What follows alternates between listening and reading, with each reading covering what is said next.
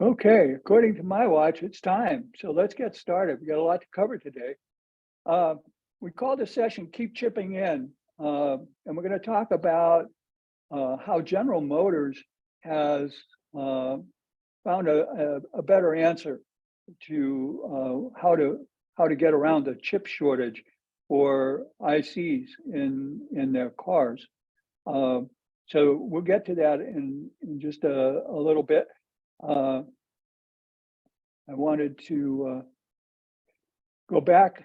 I brought this last time as a thought for this year, and we added the matrix there on the right side. Everyone enjoys looking at a good matrix, and I thought this was a good one. We need to stay away from being unfocused, and we have to stay focused, and we need to stay consistent. So, but we need to make sure that we're not in a rut. So how are we going to do that? One way is we read, we attend conferences, we talk to others who are involved in where we are, and we glean ideas from those around us, and we keep thinking and we keep moving forward. The pandemic, I know everybody thinks that it's over. It's not quite over. You can see that just in the last oh,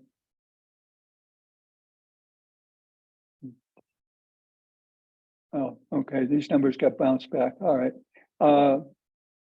But currently we're at 675.7 million people have been infected worldwide.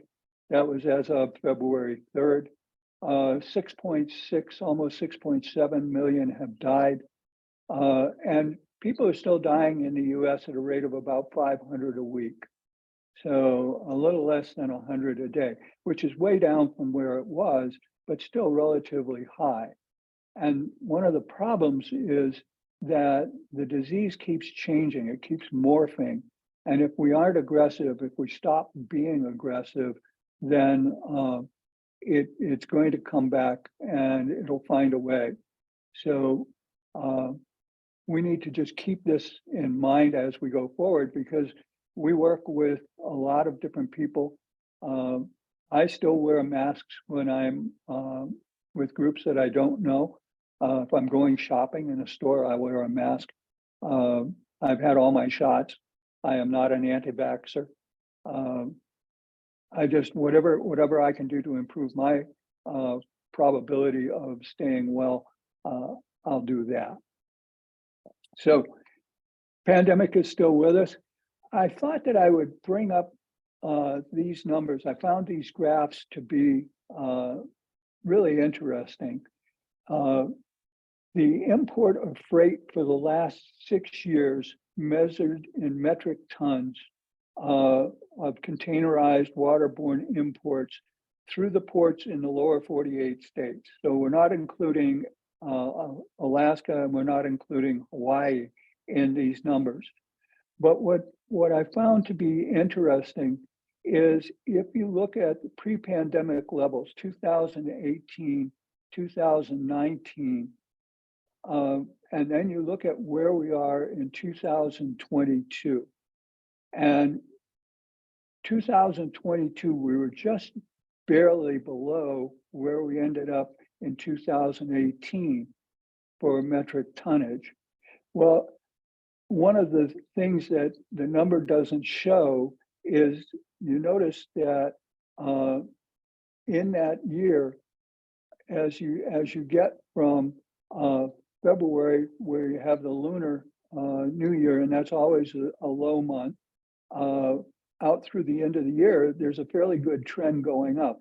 The reason for that was there in 2019, at the beginning of 2019, there were new fees that were being placed, tariffs that were being placed on importing material. So a lot of material was brought in 2018 to avoid having to pay the tariffs in 2019. So there was an increase in the shipments. But you can see that with all of that, 2022, although everyone said, oh, it was a down year, it was a soft year, you know, the whole shipping market was just falling apart, there was no business. It was actually higher than 2017, 2019, and on a par with 2018, which was a bit of an outlier at that point. So the reason it looks so down is when you look at 2020 and 2021, when everyone was sitting at home, looking at his or her computer and deciding, yeah, maybe I'll buy a little of this, maybe I'll buy a little of that. Let's remodel because we can't go anywhere. We might as well remodel the living room. And so a lot of stuff was being purchased and a lot of stuff was being ordered and a lot of stuff came in, but it didn't necessarily get sold. It's still in inventory. A different way of looking at this is the material coming from Asia. And it tells a very similar story. The material coming in, Asian freight only, the numbers look very similar. But here you see the sharper decline in 2022.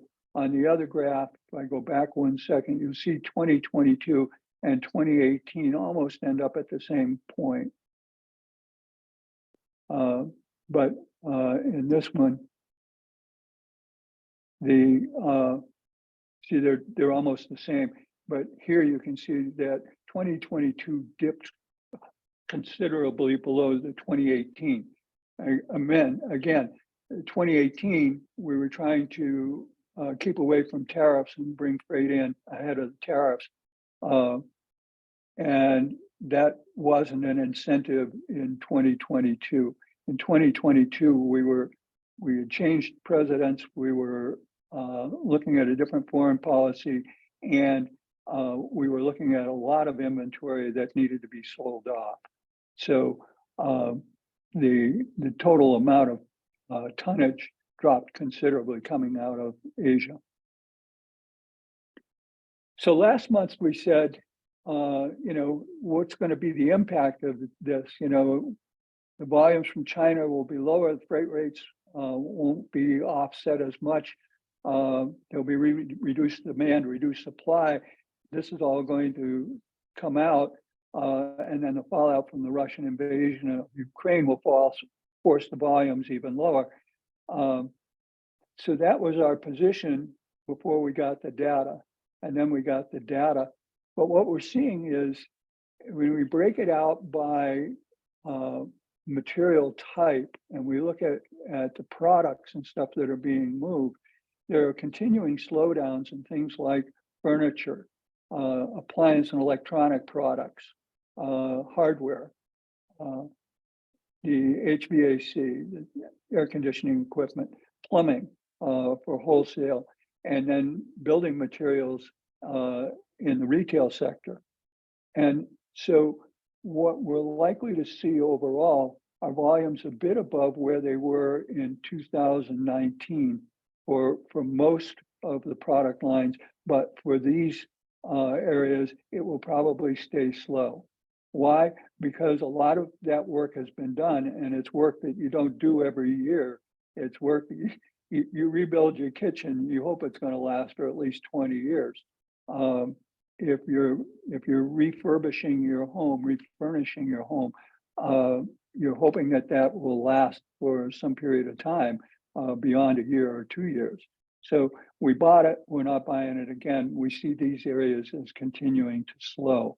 So if that's your marketplace, for what it's worth. We talked about supplier capacity last month and the concept of are you the dog or are you the tail? And I said, if you're the dog, do you have a current agreement for output? You know, what's the condition of tooling and raw supplies? And do you have more available capacity to run your parts? Or, you know, are you capacity strapped? And then how much more will it cost to add overtime or an extra shift at your suppliers so that you can get that extra material. And I set that out as a way of looking at the capacity that you're currently occupying with your key suppliers. Well, GM had a better idea, and I give them full credit for this. There's a company, you may or may not have heard of them, called Global Foundries. And Global Foundries has their main facility in Malta, New York. Now, before I moved to El Paso in 1984, I lived in upstate New York. For those of you who don't understand New York, there's downstate, which is New York City and the area surrounding New York City. And then there's upstate. Upstate is an agrarian area. It's got huge state parks with mountains. You may remember from Winter Olympics a few years back, Lake Placid. That's in upstate New York. I was 35 miles from the Lake Placid area where I was living. And Malta is up in that area as well. They're a little bit south of the state park, but in that same area. Anyway, Global Foundries is there, and they used to be a part of Advanced Micro Devices, AMD.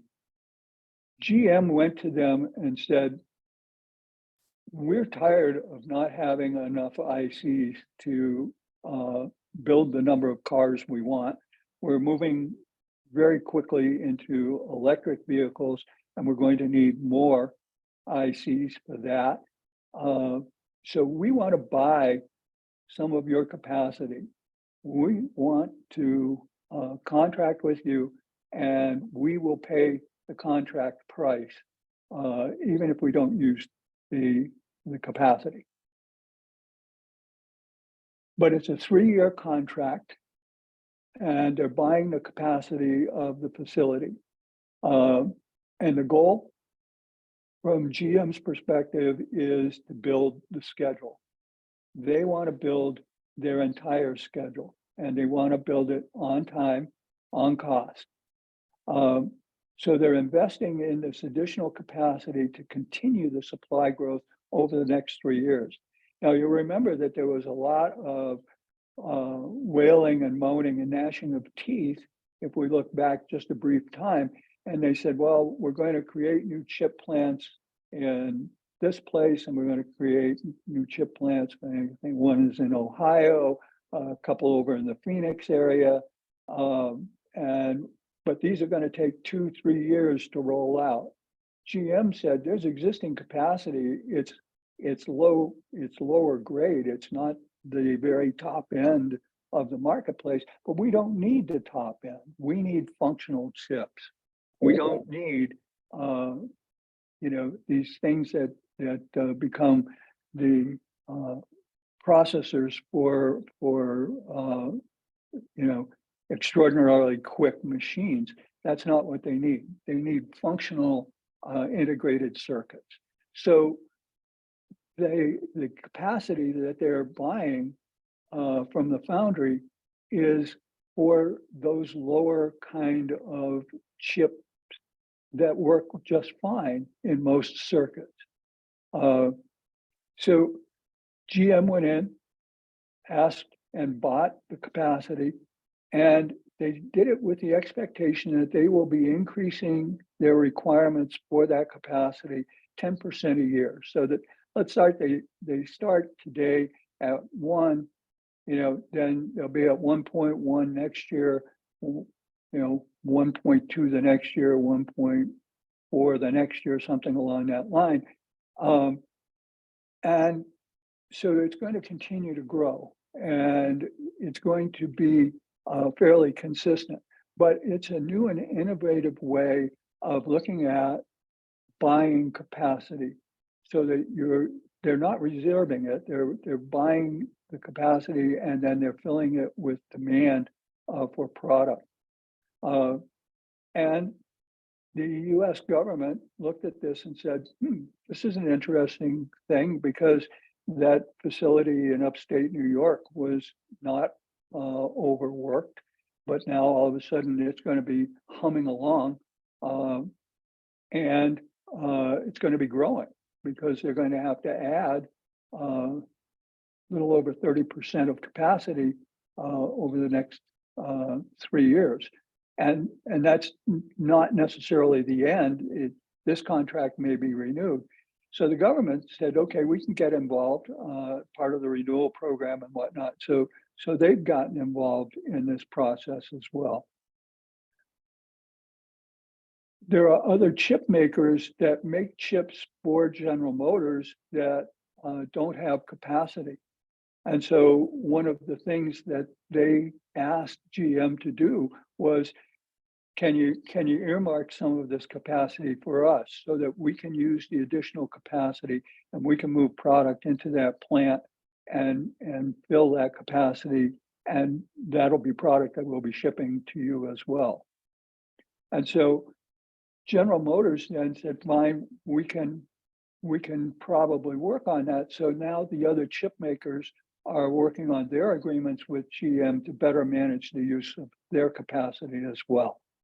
So this is becoming a much larger kind of response to are you the dog or are you the tail? But GM is also, they're doing something that's kind of interesting. They're reviewing their requirements to find or develop more commonality in the chips that they're using in their products. Now, if you remember back, I want to say it was 18 months ago, maybe a little longer ago than that, I was talking about Toyota.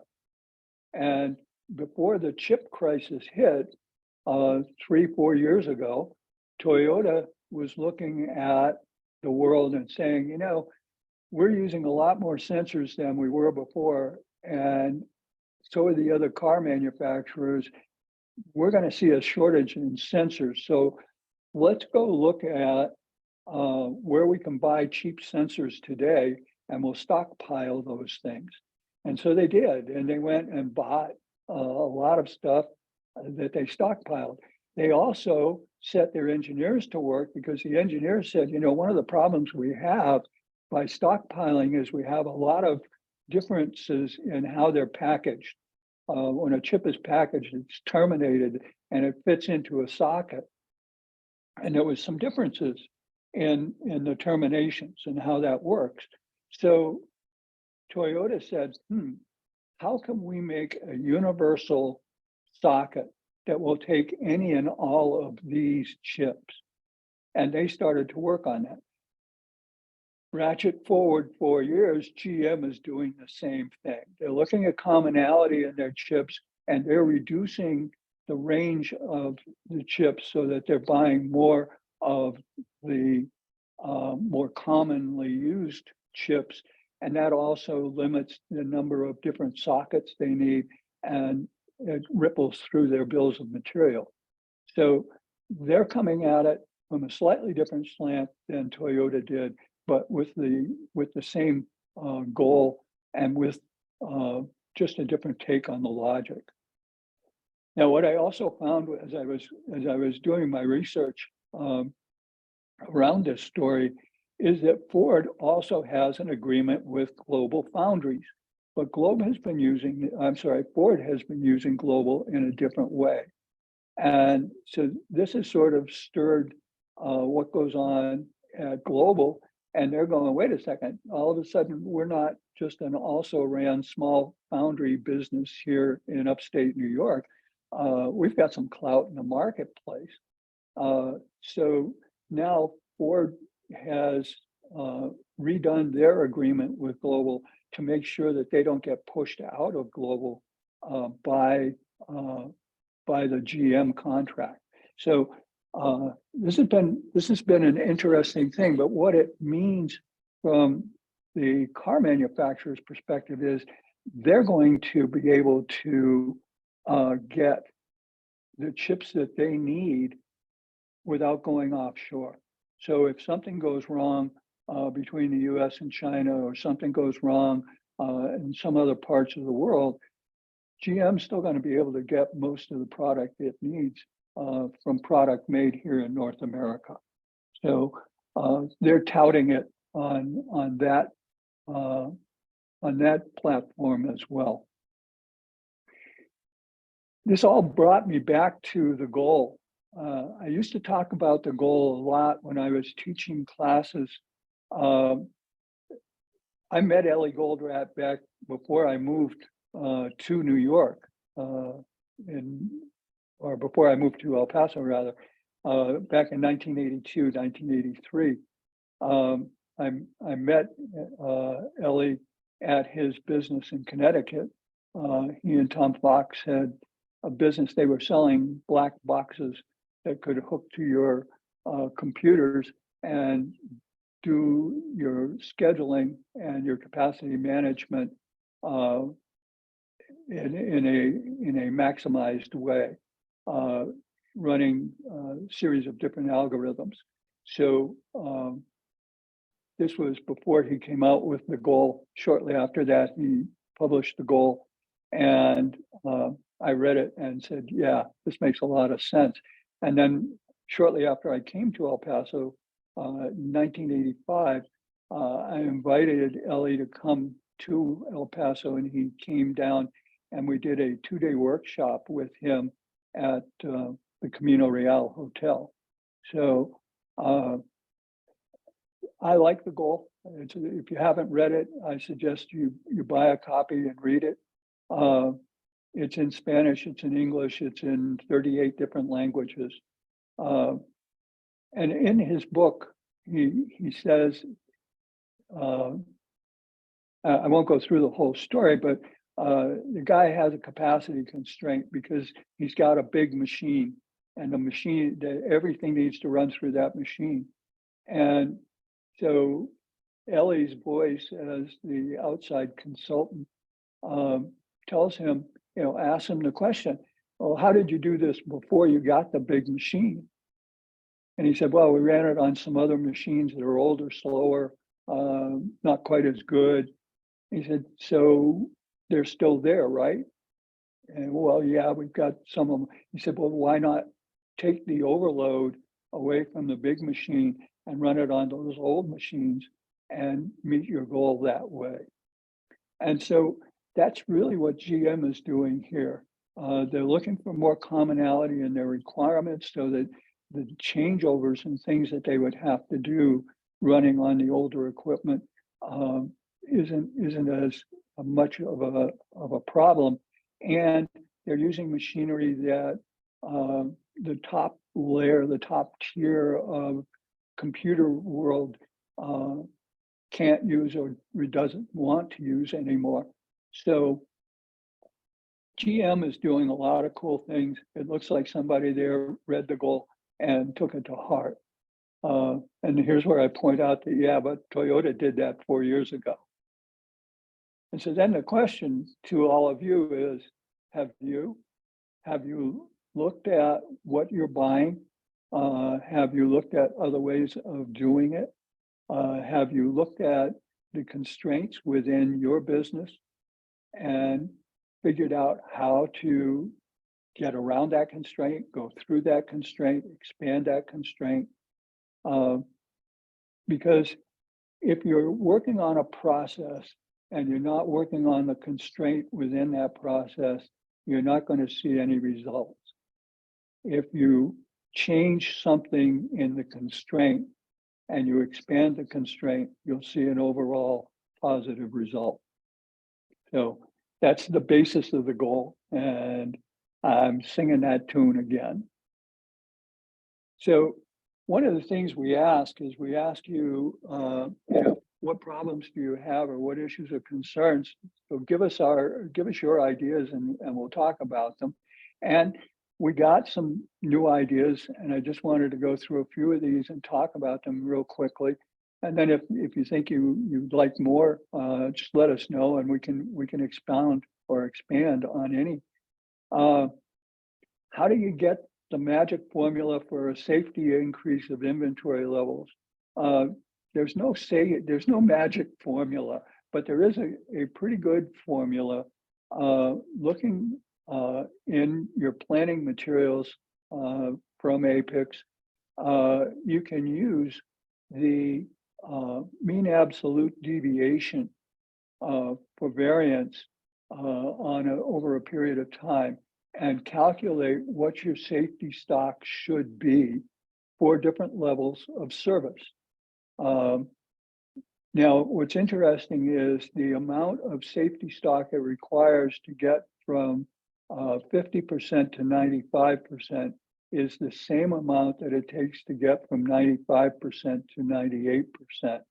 And that's the same amount that it takes to get from 98 to 99%. And you can never get to 100% service level with safety stock. So the formula is out there, it's in the book, and I encourage you to look it up under mean absolute deviation and service levels. It will help you there. Are there trends in education in utilizing virtual reality tools? Yeah, there are. There are a lot of companies now that are using virtual reality tools in different ways to educate and train their workforce. You can create a whole series of machines, computers, computer programs, all of that, and cook it into a virtual reality headset and have the person being educated put on the headset and live in that world. APICS has not gone in that direction. Or ASCM. So we haven't quite gotten there yet, but we're doing more online. That's our toehold on virtual reality. We do a lot of virtual classes. So yeah, there are trends in education. There are trends in a lot of different fields for VR. It's coming. It's been, as someone said about artificial intelligence the other day, it's been around for a long time. It's been moving slowly, and now all of a sudden it's moving very, very quickly. And I think we're going to see the same thing with virtual reality tools. Apple has a new headset kind of thing that they're getting ready to release. Meta has 6 or 8 or 10 of them out there. So I think we'll see more of that. The importance of doing inventory transactions within the manufacturing plant. Holy cow. I think I've spent months and years and probably 40 years of my career proselytizing and talking about inventory transactions in manufacturing plants. Absolutely, they need to be done. They need to be done correctly, and they need to be done integrated into the process itself, so that it doesn't add cost. It adds value.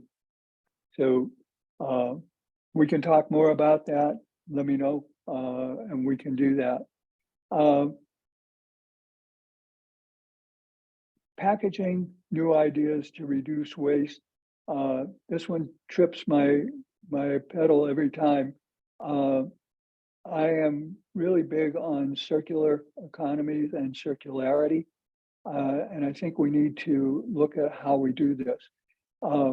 Some companies have done returnables and done really well. Johnson Controls, parts of Johnson Controls does this particularly well. Fun to watch how that all happens, but there's cost involved with that.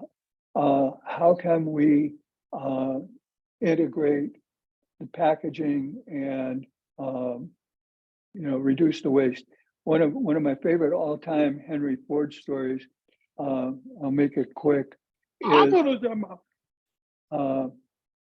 Henry Ford was a control freak. For those of you who haven't read his biographies, but anyway, he used to buy the transmissions for his Model A's from the Chrysler brothers, because the Chrysler brothers made better transmissions than Ford could make in his plant. And Vamos Uh, para que la niña haga de pipí de popó. and somebody's in our space. So at any rate, Henry Ford told his engineers, do the design, get everything ready and send it to Chrysler. I will design the packaging. And they said, okay, we don't understand why, but we'll go ahead and do it. And so they did. And when the first ones arrived, he had left a message. He said, when the first shipment comes in, I want to be down on the floor. I want to be there when we receive it because I need to do a little training. And so they called him and said, the first shipment has arrived. Mr. Ford, they're on the dock. He said, great. He went down and he said, can I have a pair of wire snips? And they gave him a pair of wire snips. And he said, and I need a small pry bar. And they gave him a small pry bar. And he said, this is how we do this. And he had them wheel the transmission over next to the car. And he took the wire snips and he snipped 2 pieces of wire and he slid one board out of the boards that encircled the transmission. And he said, okay, lift the transmission out, put it in the car. And they did. They lifted it out, put it in the car.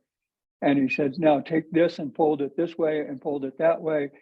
He said, you put it in place and you put this board that you took out and you slide it in here. And now you have the floorboards for the car. So he had designed the floorboards for his Model A, and he had the Chrysler brothers build the floorboards for his Model A cars as packaging for the transmissions that he was buying from them. That to me is the height of circularity and something that we should be looking at and looking for. Those are the kinds of things that I think we all should be looking for and looking at. Bill has posted in the chat that there are some videos out on YouTube, and I'll let you click there and go in that direction. That's it for this week. If you have any ideas, any questions, anything else that you want, feel free to contact me or contact Deanna, and we'll have it for you next month. Have a great month. Be well. Thank you, Chair. You too. Thank you. Thank you. Have a great day. Thank you. Thank you. Thank you. Bye-bye. Good job. Bye-bye. Thank you.